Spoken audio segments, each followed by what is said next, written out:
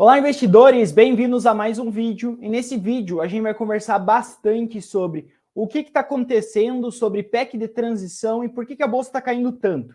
Quero explicar para vocês qual o real impacto disso nos investimentos, nas empresas que é nelas que a gente investe, tá certo? Mas antes de começar, se você não é inscrito, se inscreve no canal, acompanha todos os conteúdos que nós produzimos para você e continua a fazer essa comunidade que nós estamos criando crescer. Participe dela, da comunidade Status Invest, tá? Deixa um like nesse vídeo e também coloca nos comentários o que você está achando da Bolsa, qual a sua opinião, a gente gosta muito de te ouvir, tá?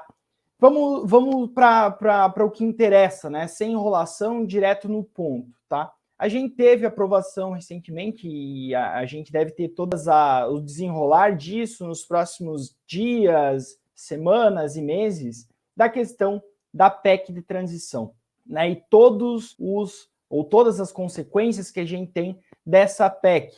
E aí, basicamente, a gente deve ter o estouro dos gastos públicos e, para isso, ele deve ser destinado para Bolsa Família, entre outros pontos, né? Aumento do Bolsa Família, entre outros pontos. O que isso impacta nos meus investimentos, João? Eu não estou entendendo. Basicamente, o que traz essa PEC é um aumento do gasto público que pode levar ao aumento do endividamento e não só isso, a gente pode ter um aumento da inflação nos próximos anos. E esse aumento da inflação, até interessante que ele já vem acontecendo, a gente já está um pouco mais preocupado com isso para o ano que vem, tá certo? As estimativas para a inflação têm aumentado.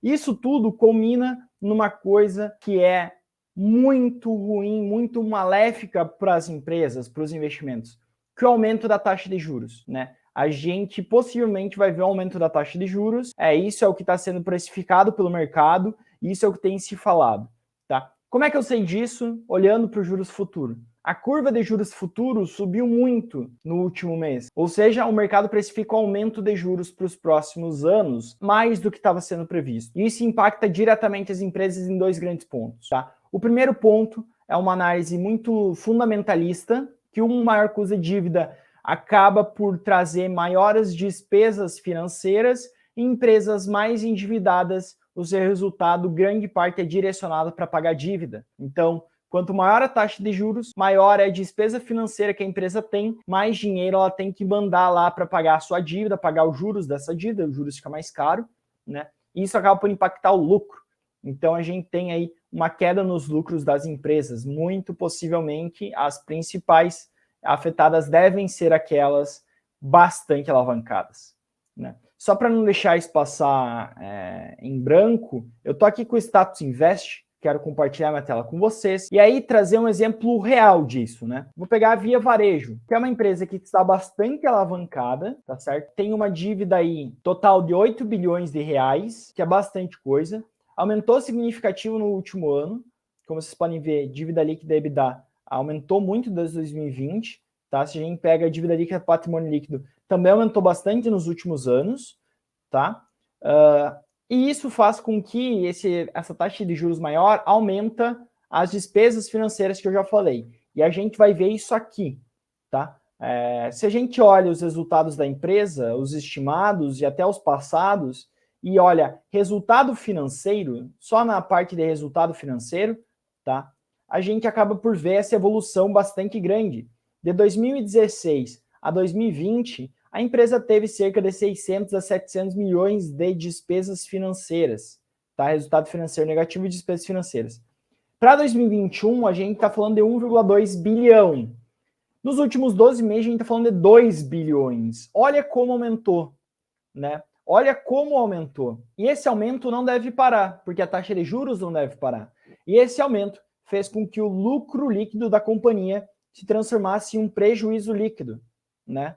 Ele apresentou um lucro líquido quase 1 bi, em 2021 prejuízo de 300 milhões, e para os próximos meses a gente deve ter um prejuízo ainda maior. Quando a gente pega aqui as estimativas, deixa eu abrir aqui as estimativas do consenso, quando a gente pega as estimativas, a gente está falando de 415 milhões para esse ano, tá? De prejuízo, o que é muita coisa, e grande parte disso vem do resultado financeiro, que está aqui projetado para vocês darem uma olhada. A gente está falando de mais de 2 bilhões como despesa de dívida, por conta dessa dívida elevada. Então, primeira consequência fundamentalista, a gente tem um aumento da taxa de juros, que aumenta o custo da dívida. Então, tomem cuidado com empresas muito alavancadas. Esse é o primeiro ponto. Segundo ponto é uma questão mais técnica, tá? Que está ligada ao valuation. Basicamente, no valuation de qualquer empresa, a gente tem um cálculo baseado no fluxo de caixa descontado. E esse fluxo de caixa descontado, ele é trazido a valor presente, ele é descontado a uma taxa de desconto. Essa taxa de desconto, muitas vezes, utiliza o juros futuro para trazer esse fluxo de caixa a valor presente. Por um custo de oportunidade. Você pode investir na bolsa, né? Ou pode colocar seu dinheiro lá ganhando 15% ao ano, tá? Que alguns cenários precificam essa Selic. Então acaba que as pessoas aumentam a taxa de desconto no valuation das empresas, e isso faz com que os seus múltiplos sejam comprimidos e por conta disso o valuation caia consideravelmente. Uma boa empresa para a gente dar uma olhada nisso, também do varejo, tá? É Magalu. Por quê? Porque Magalu, no caso dela, a gente tem uma compressão de múltiplo bastante relevante, tá? O que é uma compressão de múltiplo, João? Em um momento ela negociava a 100 vezes lucro e no outro passou a negociar a 20 vezes lucro. Então a gente teve essa diminuição dos múltiplos da empresa, essa compressão de múltiplo. Atualmente ela negocia, e até eu já falei, né? Se a gente pegar a média aí dos últimos 4 anos, a gente está falando de 100 vezes lucro aproximadamente. Se a gente pega atualmente, a gente está falando de estar sendo negociada a menos 55, ou seja, está sendo negociada a prejuízo, tá? Então, a gente também tem uma compressão de múltiplo, outro indicador que a gente consegue ver isso muito bem é P sobre VP, tá? Magalu, desde 2018, negocia quase 10 vezes P sobre VP. Atualmente tem uma vez. Um outro setor que sofre muito com isso é a construção civil. Ela vê os seus múltiplos caindo muito fortemente por conta do aumento da taxa de juros, tá? Tanto questão de preço-lucro, quanto P sobre VP. E aí, quando a gente tem a união dos dois grandes grupos, tanto os impactos fundamentalistas, quanto esses impactos no preço, no valuation, acaba que a gente tem a bolsa caindo e várias empresas caindo muito mais que a bolsa, né? Principalmente aquelas que devem ser mais impactadas com esse aumento de juros, e é isso que a gente tem visto o mercado precificar diante da PEC. Como eu falei para vocês, até mostrar a questão da compressão de múltiplos Zetec, ela está em múltiplos de 2015, né, quando a gente tinha aquela crise financeira que parecia que não existia fim.